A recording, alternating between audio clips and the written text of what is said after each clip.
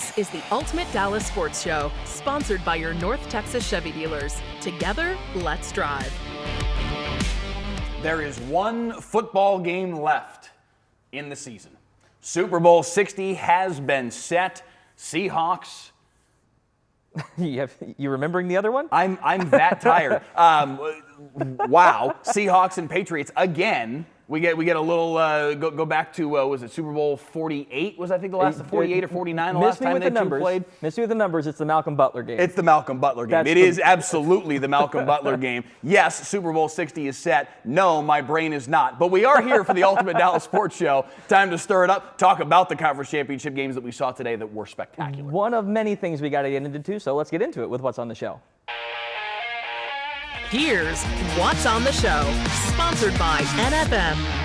Finally, someone other than Mike can talk. Where else to begin on Championship Sunday than the games played? We'll break down our thoughts on the action. Now that we know it'll be Patriots-Seahawks again in Super Bowl 60, the Cowboys have hired a new defensive coordinator. Our thoughts on what it could mean for the team next season, and we take a look at the top 5 backup quarterback stories in NFL history. Mike, that's what's on the show. Now, who's on the show? On the show today, one of our favorites, Saad Yousuf from The Athletic as well as from The Ticket. Saad we hope so. Should be showing up either here or on your screen here momentarily. Saad will be here in just a moment. He was in our ears a second ago. There we go. There's Saad Yousuf. Saad, thank you for being on with us. We appreciate you joining us once again. What did you make of who won again in the conference championship games today? What did you think of the AFC and NFC title games this afternoon? Well, I thought they were two, pretty decent games. The first thought that I had, and it's more of an aesthetic one than a football thought, but it's going to be really sad in a few years when we dome all these stadiums and we miss out on what it looked like today when the Patriots played the Broncos, especially in the second half. I know that it limits what happens on the field and all that kind of stuff in terms of the passing game, the offense, but it just felt good. So that's one thought, and that's probably as high of a compliment I can give to that first game. But the second game, that was phenomenal. And I know you guys will have a lot of thoughts there, on those as well. But one thing I will say that was going through my head as I watched both of those games, Christian Gonzalez sealed the first game. That's from the Colony. Yep. And Jackson Smith-Njigba, Rockwall's own, was phenomenal in the second game. So DFW, not very well represented ever in the pro football ranks, but Texas high school football is representing there. Peek behind the curtain. That's exactly what I did for tomorrow morning's Extra Point. And there were so many DFW products in those two games that were making big plays. You mentioned Christian Gonzalez, obviously Jackson Smith-Njigba, Marvin Mims, the wide receiver for the Broncos.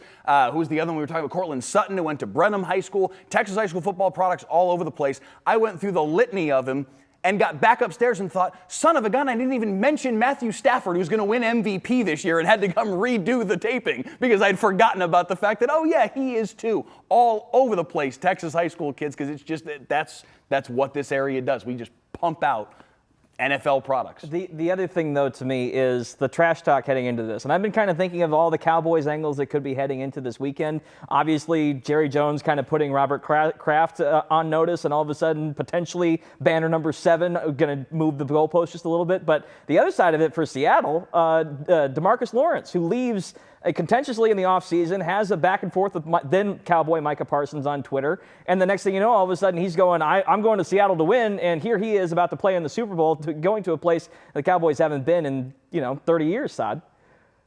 Yeah, for sure. And DeMarcus Lawrence got the last laugh there, and he and he was on point. Look, there's something about players that do leave here, and we saw it with DeMarcus Ware when he left here and went to Denver and won a Super Bowl there. So there is something to what DeMarcus Lawrence said. I think at that point when Micah was a Cowboy, it came off as sour grapes because, Mike, as you know, you're in the locker room as well. There was a little bit of a divide there between Team Micah and Team DeMarcus, just two generations.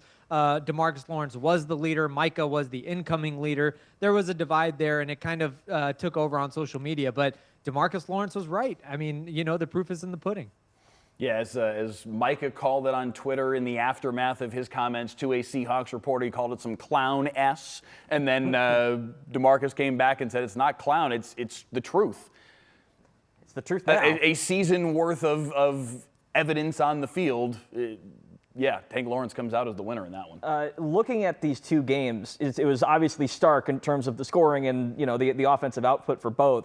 But I am still struck by the point that we made last week on the Ultimate Dallas Sports Show, which is all of these teams, the Rams included, the Rams obviously are the heaviest that lean on the quarterback position, but all of these teams are built around a full, complete roster. These are not guys that's like, hey, Dak Prescott, go out there and be superhuman 16 weeks in a row, and let's hope we get in the playoffs and keep that momentum going. These are great defenses across the board. They play sound positional football. And, I mean, you want to talk about situational stuff. The Patriots have shown it this entire postseason. But knowing, especially from Vrabel's perspective, because I want to highlight the coaching deficiency on that side of the ball. First of all, Sean Payton deciding to not kick a field goal, which and go up 2 possessions felt baffling. But more importantly, Vrabel accepting the challenge that the game is giving him, which is, hey, no one's scoring in this mess. We're just going to try and run out of the clock on this side. I thought the coaching and the rosters were the biggest storyline coming out of this weekend.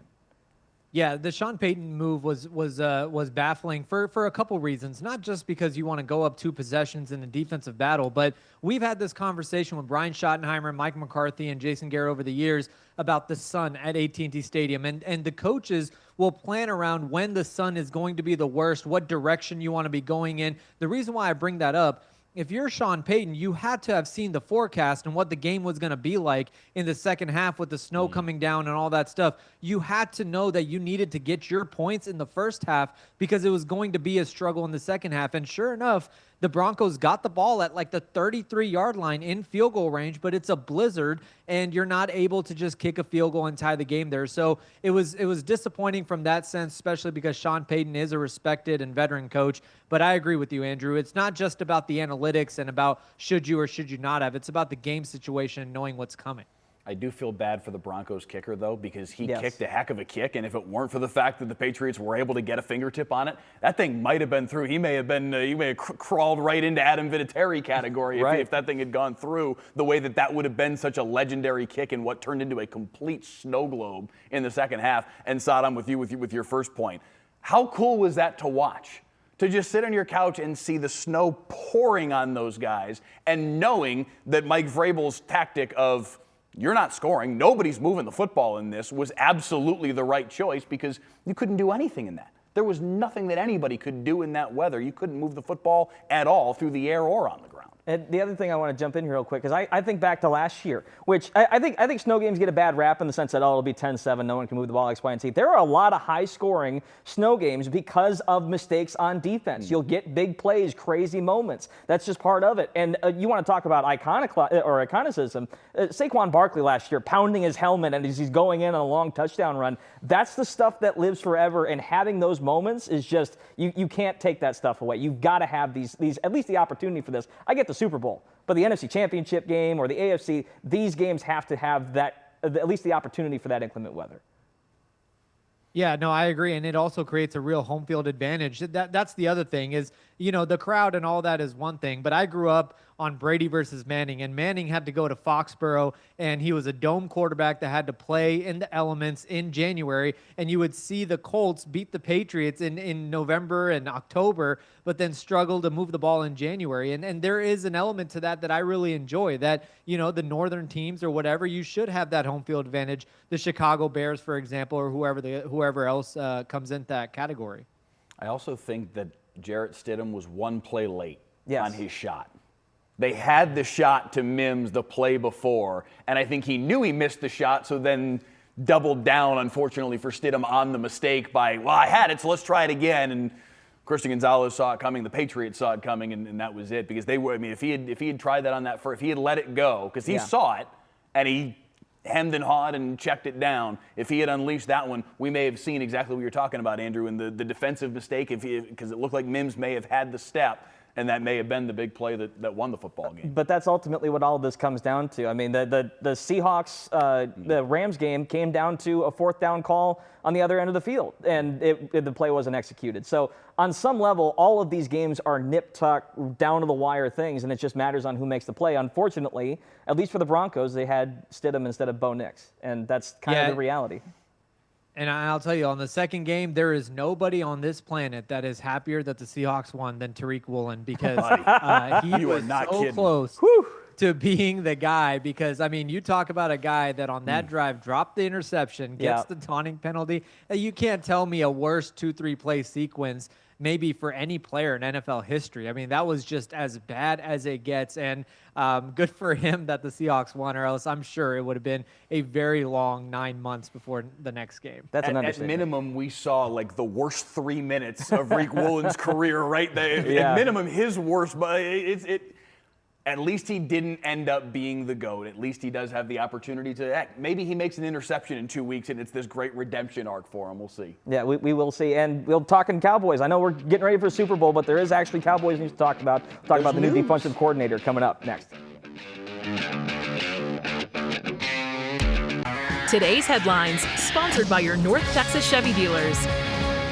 Well, the winter storm has thrown everything into chaos. The Mavs game against the Bucks has been postponed. There has been no rescheduled date as of yet. But how about Scotty Scheffler picking up career win number 20 at the American Express? He finished 4 strokes ahead of the field.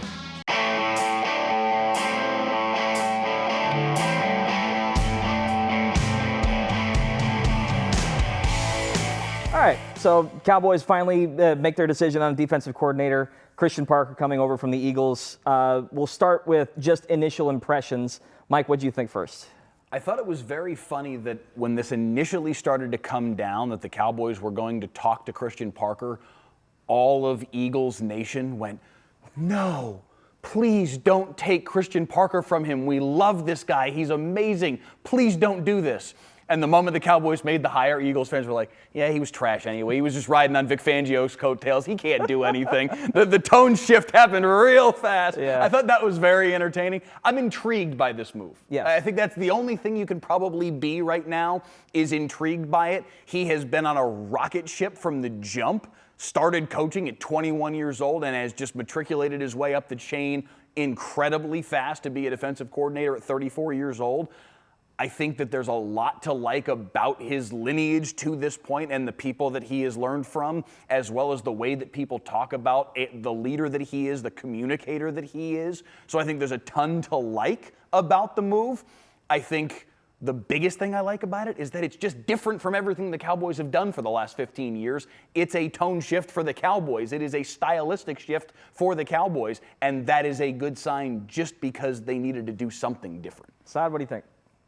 Yeah, no, I would go on. I would piggyback, especially on that second point that Mike made. To me, it was the process that I was most fascinated by and surprised by, to be honest. I mean, Jonathan Gannon was the type of hire that, that I kind of expected. Not that I wanted for the Cowboys, but I expected. But, this really tells you Schottenheimer is in charge because I can tell you, no shots fired here, but Jerry Jones did not know a whole lot about Christian Parker before this process began. It's just not. It just not is something that was the case. So for me, the fact that Schottenheimer hired Clayton Adams and that hire was pretty much a home run for them.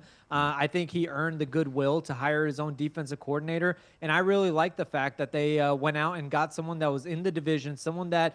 We've talked to Dak a lot over the years, and he has spoken very highly of Vic Fangio's defense. And for Christian Parker to come from that tree, I think this is going to be really good for the Cowboys, but also it shouldn't diminish the fact that there needs to be some personnel changes on the defense. They were not one defensive coordinator away. They have more work to do as well. The other thing about it is the specialty on the secondary. Like that was been the significant issue of all season. We almost kind of hand wave away any issues on the front line, at least with the big 4 guys up front. Like they'll figure something out regardless, especially with Quinnen Williams up there. The fact that they bring in a guy that Cooper DeJean vouches for, that a lot of the top end Eagles guys feel like was a significant boost for them, I think is a huge boon for at least, even if the personnel isn't great, they will be better coached up, which I think is the more important thing, Mike. Yeah, and to go back to Saad's point about the way that this hire was made, I love the use of the word goodwill in that, because I think what we have seen from Schottenheimer is that he has the chutzpah, if you will, to tell Jerry what's up and to make his points and to tell Jerry, no, we're going to do this. But the only way that works when Jerry is still the guy who has the heavy, when Jerry is still the guy who's cutting the checks, is if you have developed that goodwill, if you have developed reason for Jerry to say, you know what, no, I'm going to trust this guy when he does say, Jerry, we're not doing it that way, we need to do this. Because if he doesn't believe in you, he's still fine. You can say that all you want. I'm still writing the check to this guy over here. The fact that Brian Schottenheimer has done what he's done in one calendar year to go from the guy that we all kind of poo-pooed when they made the hire to the guy that is now basically calling the shots for this organization and telling Jerry what's what, that is a fascinating one-year transformation for this organization, and I think anyway points the arrow up for this team. Yeah, and let me tell you, Mike, for me, the point that really came to fruition for me in my brain was when Trayvon Diggs got cut, because Trayvon Diggs went right against Schottenheimer. Schottenheimer said, no, you can't stay, and he did. And then the Cowboys respected Schottenheimer enough to not write out the season on IR, not to bench him. They respected Schottenheimer enough to cut bait with the guy who was highly paid, but went against the head coach, and they chose to do that. To me, that was the moment where I could tell that Schottenheimer has really worked this to where he has that goodwill, that trust of the front office, and they're going to go with what he wants. At a minimum, I'm just excited to see how it transpires. I think a lot of these defensive guys have been retreads. It's nice to get new blood up in this up at that level. All right, staying with us, we've got the top 5 coming up. Top 5 backup quarterbacks, if I can find my words again. Stay with us on the Ultimate Dallas Sports Show. And now it's time for the top 5.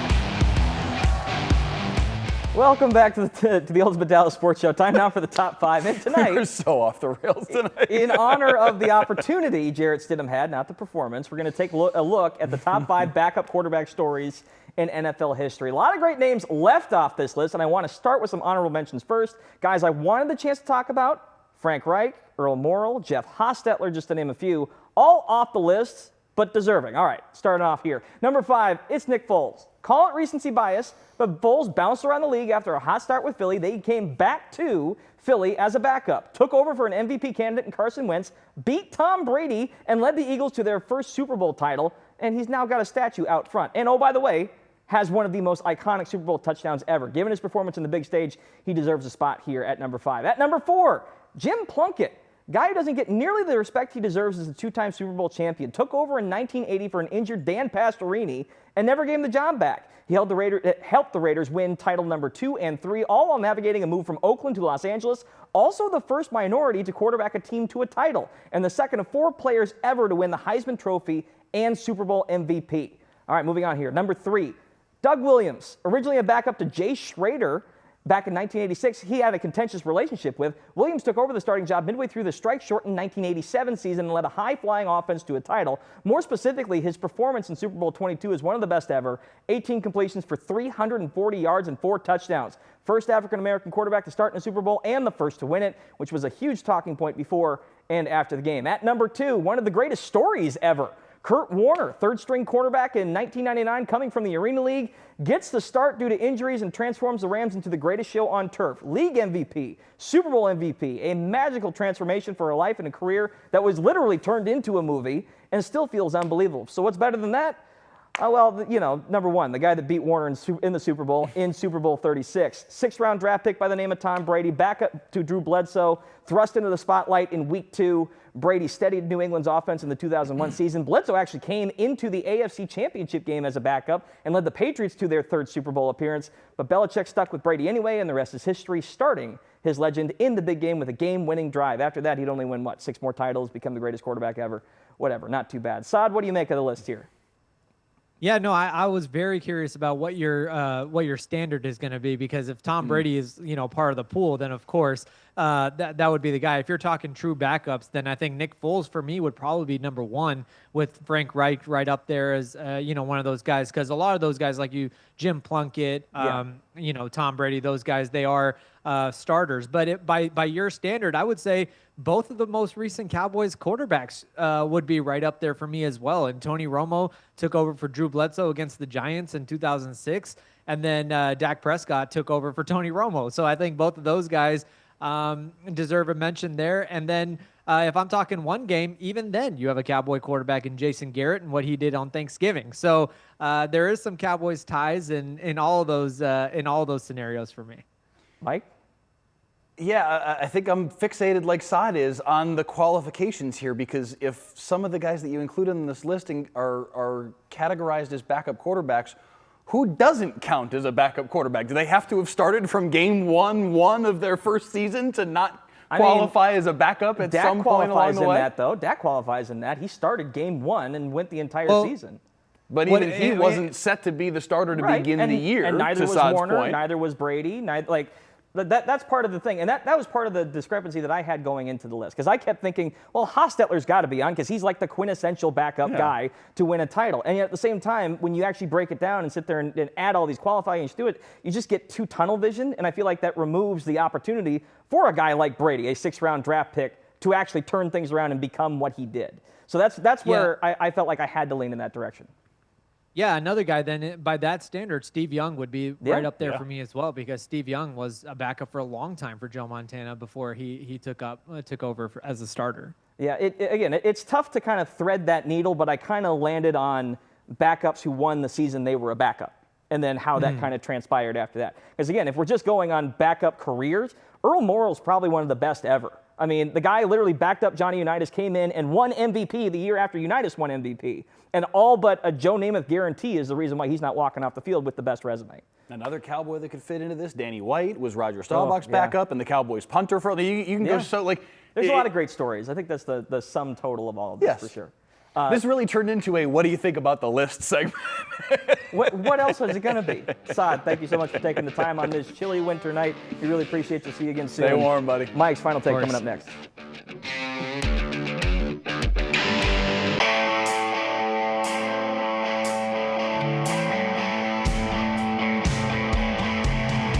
Once again, with these top 5 lists, I have to defend myself. It just comes with the territory. You do it to yourself. No, I don't. It's a very tough category to navigate. And on that note, that's fair.